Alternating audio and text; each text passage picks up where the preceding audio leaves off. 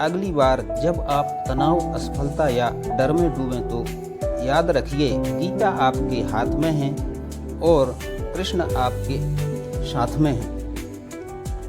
मित्रों, आज हम गीता के तीसरे अध्याय पर चर्चा कर रहे हैं। अर्जुन युद्ध भूमि में खड़ा है, उसके मन में भ्रम है। वह सोचता है कि मैं क्यों युद्ध करूं? क्या केवल ध्यान और ज्ञान से ही मुक्ति नहीं मिल सकती?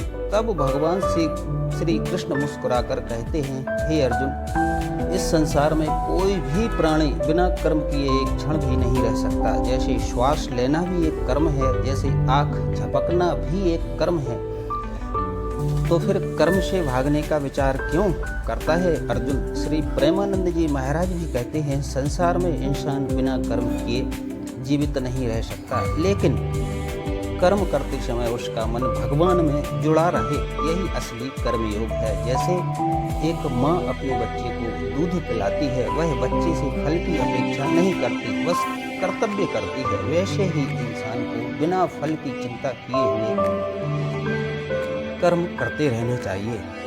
प्रेमानंद जी कहते हैं, जैसे हाथी जब तालाब में स्नान करता है तो सबसे पहले अपने सिर पर जल डालता है, वैसे ही इंसान जब भगवान को अर्पण करता है तो सबसे पहले उसका जीवन शुद्ध होता है। इसलिए कर्म करते हुए मन को भगवान में लगाओ, यही कर्मयोग है, यही गीता का संदेश है। मित्रों, भगवान कहते हैं, महापुरुष जैसा करता है लोग भी वैसा ही करते हैं। अगर राजा धर्म से काम करे तो प्रजा भी धर्म में लगेगी।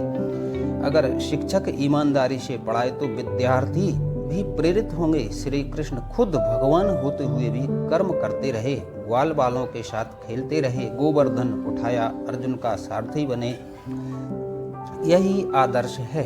प्रेमानंद जी कहते हैं, जैसे मोमबत्ती जलकर खुद को खत्म कर देती है लेकिन दूसरों को रोशनी देती है, वैसे ही महापुरुष अपने कर्म से समाज को दिशा देते हैं। अर्जुन, तू सोचता है कि युद्ध से भाग कर तप करूंगा, लेकिन यह तेरे लिए धर्म नहीं, कर्म करना ही पड़ेगा, पर वह निष्काम भाव से हो। फल की चिंता छोड़कर कर्म कर, यही कर्मयोग है। अब निष्काम में भगवान कहते हैं, हे अर्जुन, इस संसार का सार यही है कि कोई भी बिना कर्म किए नहीं रह सकता, लेकिन जिसने कर्म को भगवान को अर्पण कर दिया है वही मुक्त है। काम और क्रोध को जीतना ही सबसे बड़ी विजय है। अपना धर्म कभी मत छोड़ और समाज के हित के लिए काम कर। भगवान